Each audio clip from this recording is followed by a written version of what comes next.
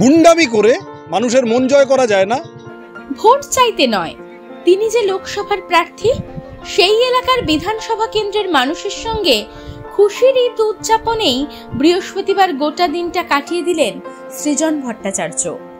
ভাঙড়ের সাতুলিয়া, পিঠাপুকুর, পোলেরহাট, ভুমরু, শানপুকুর প্রভৃতি গ্রামে গ্রামে ঘুরেছেন যাদবপুরের বাম প্রার্থী সৃজন ভট্টাচার্য। রাজনৈতিক পতাকা, স্লোগান, এমনকি গলায় দলীয় উত্তরীয় ছাড়াই বাড়িতে বাড়িতে যান সৃজন।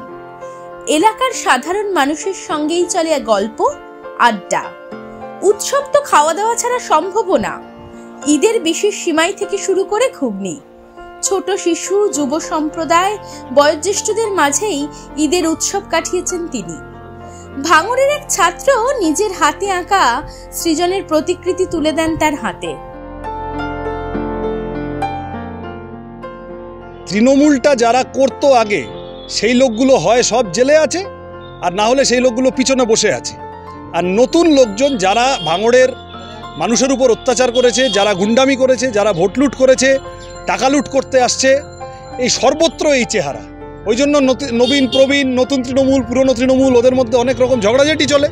ওদের পাঠা, ওরা লেজে কাটবে, মুড়োয় কাটবে, আমার কমেন্ট করার ব্যাপার না। মানুষ তার ভোট দিতে পারুন, মানুষ তার অধিকার সুনিশ্চিত হোক এবং তৃণমূলের গুন্ডামি বন্ধ হোক সামগ্রিকভাবে, এইটা আমরা সবাই চাই।